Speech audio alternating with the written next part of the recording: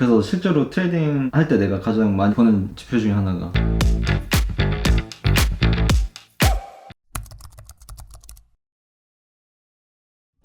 안녕하세요. 왔니? 네. 무슨 일로 왔니? 어두울 때 본 거 보니까 아주 비밀스러운 얘기를 하러 온 것 같은데 어두울 때 비밀들을 많이 가져가더라고. 그렇죠. 올빼미처럼 살고 싶어. 늦기 전에 어떻게 일어나고 싶어. 오늘은 돌파 매매에 대해서 얘기를 해보려고요. 모르겠다 이제. 이제 나도 모르겠다.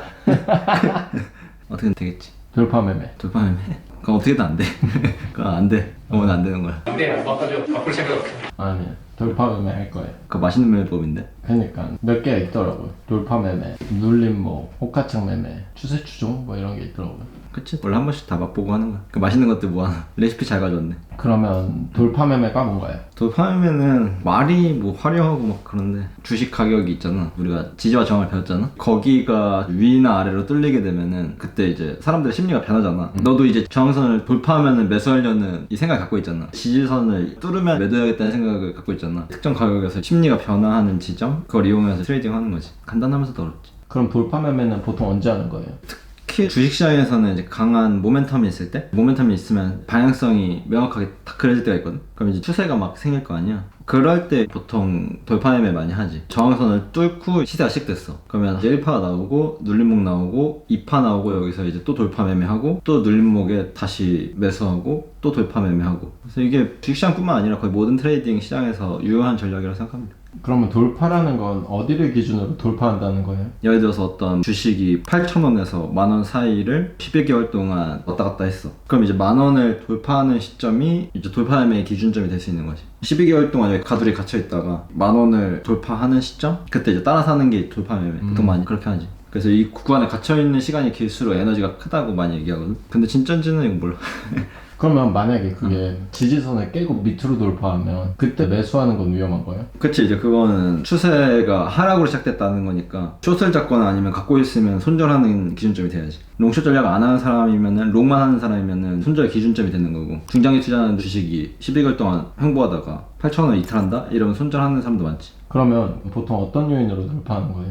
기업 실적? 뭐 기업이 특정 이슈에 휘말릴 때나 그런 이제 대외적인 매크로 환경? 그런 변수들이 다 작용해서 시장 심리를 자극하게 되면 돌파하게 되지. 그러면 만약에 돌파 매매를 한다고 하면은 해당 종목이 어떤 이슈로 돌파하는 건지 이유를 파악하는 것도 중요해요? 그치, 이제 차트만으로 우리가 거래하거나 이슈를 파악하지 않고도 트레이딩 하는 사람들이 있긴 하거든. 근데 이제 한계가 나는 있다고 생각해. 그런 식으로 거래하면 이제 금액을 증액하지 못하는 경우가 있고, 보통 예측률이 뛰어나거나 이제 사이즈가 큰 트레이더들은 정보에 입각한 트레이딩을 하는 경우가 많지. 금액을 왜 증액하지 못하는 거예요? 그만큼 확률이 좀 적기 때문인가요? 시장 심리만 이용해서 트레이딩 하는 거는 보통 작은 테마주에서만 적용되는 경우가 많아. 근데 이제 대형주 트레이딩이나 그런 경우에는 특정 모멘텀에 펀더멘털 이슈가 많이 껴있는 경우가 많거든. 그래서 시장 전반의 지표를 이해하고 있는 경우가 많아야 되고, 그 안에서 패턴이 있기 때문에 대중 심리를 포함하고 펀더멘털 경제지표, 모멘텀이 종합적으로 연결돼서 이렇게 거래할 수 있거든. 근데 이제 소형주들은 단순 시장 심리만 가지고도 트레이딩 할 수 있기 때문에 대신 돈을 넣을 수 있는 한계점이 있지. 아, 그만큼 스몰캡이어서? 10억 넣으면 효과가 몇 %씩 움직이고 막 이러니까 큰 판에서 거래하기는 좀 빡세지. 그러면 형도 돌파 매매를 해요? 예를 들면 어떤 경우에 해요? 실제로 자주 하는데 기회가 자주 있진 않아. 예를 들어서 2차전지 관련 주식을 우리가 트레이딩 한다고 할 때 23년도에 시장 심리가 전반적으로 좋지 않고 코스피 전체 거래대금도 굉장히 적어. 근데 2차전지 수요가 계속 팽창하면서 실적이 좋을 게 뻔한데 시장 심리가 안 좋다는 이유로 다른 주식이 떨어질 때 그 주식이 횡보하고 있어. 그럼 실적 시즌에 이제 가까워질수록 매수를 해. 이제 준비하는 거지. 그러면 이제 실적 발표하기 이전이라도 만약 그게 돌파를 먼저 해버린다? 그러면 같이 매수에 참여해버리지. 그러니까 시장이 떨어질 때 지키는 종목은 되게 중요한 거야. 왜냐면 시장 분위기가 안 좋아서 전반적으로 빠지고 있는데 오르진 못하지만 최소한 버티고 있다? 이거는 수급이 되게 좋은 거거든. 지금 팔 사람들이 생각보다 없다는 거지. 근데 시장 분위기가 반전돼. 떨어진 주식들이 이제 막 오를 수 있는 상황이 된다. 얘네들이 달리는 경우가 많아. 그러면 코스피나 이런 시장 전체가 확 내릴 때 그걸 그래도 잘 버티는 종목들은 시장이 다시 살아날 때 상승하는 폭은 훨씬 더 폭발적인 거예요? 그 폭은 가늠할 수 없는데 그걸 견조하다라고 많이 표현하거든. 지금 시세가 견조하다라는 표현을 많이 쓰는데, 그래서 실제로 트레이딩 할 때 내가 가장 많이 보는 지표 중에 하나가 코스피 전체가 빠지고 있고 뭐 글로벌도 빠지고 있어. 근데 단단하게 야금야금 안 빠지면서 계속 올랐다 내렸다 하는 종목들이 있어. 그럼 걔네들을 엄청 주의 깊게 봐. 걔네들이 이제 관종에 들어와서 내 감시 영역에 들어오는 거지. 왜냐면 다 빠지는데 얘네들 뭔가 안 빠지는 이유가 있을 거 아니야. 만약 지수 전체가 양전으로 돌아서면은 갑자기 얘네들이 시세가 확 터지는 경우가 많이 있어. 그럴 때 이제 돌파매에 많이 참여하지. 이거 진짜 꿀팁. 그럼 형은 돌파 매매할 때 스캘핑이나 뭐 그냥 단타, 스윙 어떤 방법으로 보통 해? 스캘핑은 이제 금액이 작을 때는 많이 했는데 커지고 나서는 이제 잘 못하겠더라고. 데이 트레이딩으로는 나는 많이 하는데 기회가 사실 그렇게 많은 편은 아니고, 스윙이 아까 말한 것처럼 이제 시나리오를 세우고 돌파할 때 분할 매수로 1차 참여하고 눌림목에 분할로 또 2차 참여한다거나 이런 식으로 매수하지. 숏의 경우에도 단기 반등은 눌림목이라고 표현할 수 있잖아요. 그치. 그럼 그때 이제 추가 숏을 추가 또 숏을 잡고 또 정리하고 그치. 이렇게 반복하는 거예요? 그러면 돌파 매매는 롱숏 두 가지 다 해당되는 것 같은데 형은 롱숏 중에서 뭘 더 선호해요? 당연히 둘 다 막 이렇게 섞어가면서 많이 하는데, 상승장일 때는 기본적으로 롱을 선호하는 편이고, 하락장일 때는 당연히 똑같이 롱숏을 계속 하지만 숏을 더 선호하지. 그래서 스위칭 한다 그러는데, 추세가 강할 때는 사실 스위칭을 안 하는 게 장기적으로 더 좋더라고. 그냥 죽어도 롱으로 죽고 양방으로 다 먹으려고 하지 말고, 하락장일 때는 그냥 깔끔하게 숏만 포지션을 머릿속에 박아버리고 시장 분위기 좋아질 때까지 그냥 숏만 계속 때리는 거야. 그게 장기적으로는 수익이 훨씬 좋더라고. 심심하니까 자꾸 롱숏 왔다 갔다 하는 거지. 재밌었어요? 재밌거든. 얼마나 도파민이 넘칠까 스위칭 계속하면. 그렇게 하면 내가 볼 때는 이길 수 있는 게 없을 것 같아. 그러면 보통 돌파하는 추세가 얼마나 갈지는 어떻게 알아요? 형은 어떤 기준으로 그러면 입절, 손절 계획을 세우는 거예요? 뭐 추세가 얼마나 갈지는 사실 알 수가 없고, 다만 펀더멘털적인 개선? 정책적으로 이제 산업이나 기업의 임팩트가 큰 이슈로 뭔가 시세를 돌파한다? 이러면 연속성이 있는 경우가 많이 있어. 예전에 은석이 형이 재료에 레이팅을 한다 했잖아. 뉴스를 진짜 많이 접하고 그 재료의 파급력을 레이팅 할 줄 알아요. 똑같은 얘기야. 그러면 이게 추세가 연속성이 있는 건지 파악할 수 있다는 거지. 그래서 추세를 이제 깨기 전에는 계속 트레이딩하고, 스윙 같은 경우에는 계속 홀딩하는 경우가 많이 있지. 익절 같은 경우는 사실 과매수권으로 진입하게 되면 익절하게 되는 것 같은데, 손절은 사실 기준점이라고 하면 돌파한 저항선이 지지선이 될 거 아니야. 그럼 이제 돌파한 저항선을 손절 라인으로 잡는 거지. 새로운 지지선이 되는 거지. 그게 이제 일반적인 지지와 저항에서의 기준점 잡는 방법이지. 그런데 과매수권으로 진입하게 되면 입절한다 했잖아요.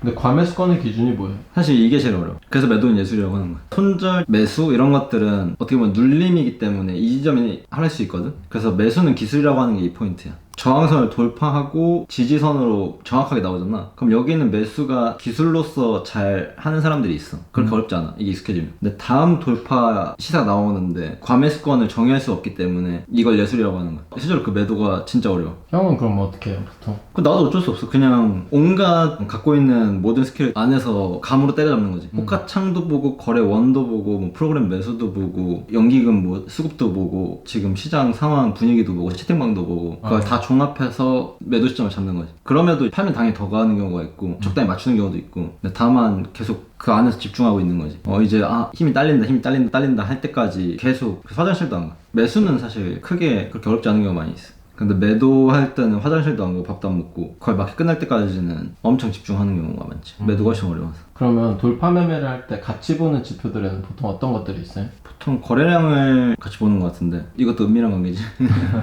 거래량이 너무 크게 늘어나면 오히려 매도를 고려하는 것도 있는 것 같아. 거래량이 크면? 처음에 돌파할 때는 당연히 그게 좋은 신호다? 근데 한순간에 거래량이 너무 크게 일어나면은 그 순간에 시세가 너무 큰 거기 때문에 그것보다 더 큰 거래량이 나와야 그걸 또 돌파할 수 있는 거거든. 그렇기 때문에 그 순간에 너무 크게 거래량이 일어나면은 오히려 분할로 비중을 줄이는 경우. 그래서 주로 보는 게 이제 거래량인 것 같고, 예전에는 뭐 RSI 지표도 사실 과매수권에서 매도하려는 지표로서 삼으려고 했었는데, 그러다 보니까 너무 빨리 팔게 되더라고. RSI 지표는 사실 편집편차에서 조금만 벗어나면 과매수권으로 찍히기 때문에 매도를 잘할 수 없거든, 이걸 보고 매도하면은. 그래서 오히려 방해가 되어서 지웠었고, 그래서 보통 거래량, 이평선, 지지저항, 추세선 이 정도가 일반적으로 내가 사용하는 지표고, 펀더멘털 지표로는 PER 같은 경우가 말도 안 되게 막, 이거는 조선시대 때부터 돈 벌어서 이 기업이 지금까지 살아있어도 이 PER을 설명할 방법이 없다, 이런 수준의 PER들이 찍히는 경우가 있거든. 그럴 때 당연히 매도하고, 오히려 그때 이제 스위칭하지. 매도로 숏으로 잡는 거야. 그럼 이제 계좌 박살나지. 대중의 광기에 휘말려서. 그래서 이런 특정 지표로만 이제 거래를 하게 되면 위험하더라고. 그러면 궁금한 게 돌파할지 안 할지 모르는데 미리 전날 매매 계획을 세울 수 있는 거예요? 돌파했지 않을지 모르지만 일단 미리 매매 계획을 세우는 거는 당연히 맞지. 아까 우리가 이야기한 것처럼 실적 이슈가 예상돼서 돌파가 일어날 것 같은 경우의 수를 관심 종목에 넣어놓고 그렇게 해서 팔로우하는 거야. 트레이딩 기회를 우리 잡기 위해서. 그러면 만약에 돌파 매매를 할 수 있는 조건이 성립되도록 조건 검색식을 활용하면 좀 더 유리한 거 아니에요? 맞아요. 정답. 네, 정답. 그래서 실제로 돌파매매 검색식이 따로 있을 정도로 사람들이 많이 만들거든. 왜냐면 돌파하는 순간에 참여하면 되니까 엄청 쉬워 보이잖아. 그래서 돌파매매 종목을 이제 추리는 검색식을 만들어 놓으면은 예를 들면 상승장에서는 돌파가 업종을 돌아가면서 순환매로 나오거든. 그러니까 모든 종목이 다 오를 거 아니야. 근데 하루 만에 모든 종목이 다 오르는 게 아니라 상승장이라는 거는 하루는 뭐 바이오 섹터가 오르고 하루는 전기차가 오르고 막 이런 식이야. 그러니까 여기서 돌파하는 주식들이 있고 여기서 돌파하는 주식들이 막 생겨나. 그러니까 이제 그걸 추리는 검색식을 만들어 놓으면 추리가 빠른 거지. 그렇기 때문에 시세에 적극적으로 참여할 수 있고 돌파매매 기회가 훨씬 많아지는 거지. 그래서 돌파매매 잘하는 사람들이 상승장에서 기적 같은 수익률을 내는 경우가 그래서 있는 거야. 그래서 장이 재미가 없을 때 올해 같은 장이 공부를 많이 하기 좋은 장이지. 상승장에서는 공부하기엔 늦고 그때는 돈 벌어야 되거든. 그때는 지금 공부해둔 거 23년도 24년도 계속 공부해서 뭐 24년도 상승장이 와. 그러면은 어차피 주식시장 사이클이기 때문에 다시 오른단 말이야. 그럼 그때 돈 벌어야지. 그때 가서 또 배우고 공부하고 이러면은 안 된다는 거지. 그때 수학해야 되는구나. 그치, 그때는 이제 걷어야지. 그럼 공부는 뭐다? 콤파더다. 아이 아카데미로 오세요.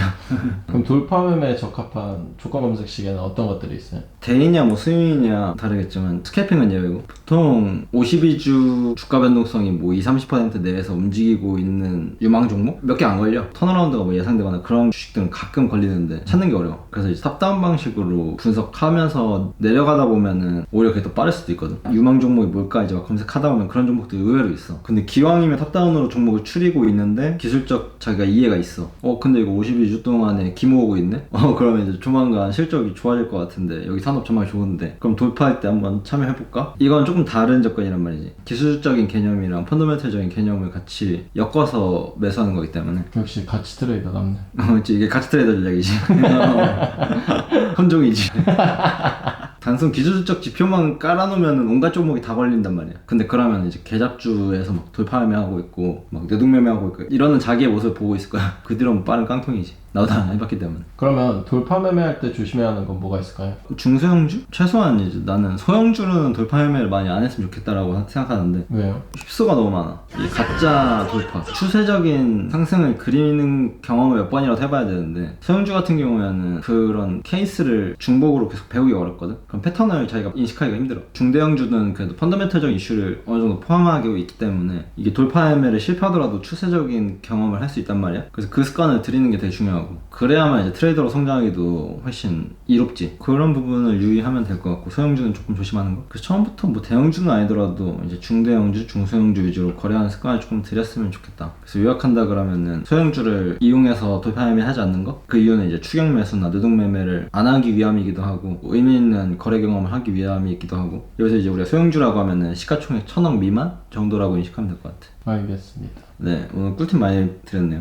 재밌었어요. 이렇게 또 담을 빨리고 비싼 내 경험을 이렇게 빨립니다. 그래도 더 비싼 거는 실제 트레이딩이죠. 그치, 이제 직접 거래하는 거 같이 또 보고. 그게 진짜 마지막 단물. 그치. 여러분한테 금방 또 보여드릴 날이 오겠죠. 오늘 어땠어요? 이 돌파 매매 이야기 좀 해봤는데. 말 잘한 것 같아요. 나 자신이 대견하다. 돌파매매 내가 제일 잘 설명한 듯. 쳐봐야겠다. 돌파 매매 쳐서 누가 제일 잘 설명했는지. 내가 볼 때는 탑3 안에 들을 듯. 그럴 듯. 말이 늘었어.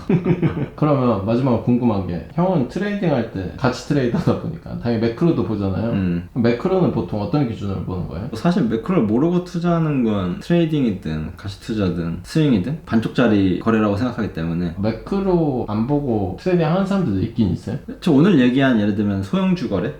이런 것들은 사실 매크로랑 상관없어. 그리고 테마주도 사실 매크로랑 크게 상관없어. 그게 시장 심리만 이용하는 거. 사람들이 어디로 이렇게 돈이 흘러들어와서 되게 그냥 직관적으로 거래하는 거. 그럼 은석이 형이 하는 스타일이라고 보면 되나요? 그치. 근데 은석이 형은 훨씬 펀더멘털적인 이슈를 안고 가기 때문에 매크로를 이해하고 있다고 보면 되고 은석이 형은 왜냐면 대형주, 테마주 하다 보니까 그건 훨씬 더 큰 판이라서 펀더멘털적인 이해를 하고 있다고 봐야 되고 동전주 있잖아 예를 들면 그런 것들은 이런 매크로 막 이해 이런 거 상관없지. 막 알트코인 이런 것도 매크로랑 상관없잖아. 그런 거랑 똑같다고 보면 되지. 알겠습니다. 오늘도 감사합니다. 네, 그러면 저는 자러 가야 돼서 졸려서 눈 감리네요. 안녕. 안녕.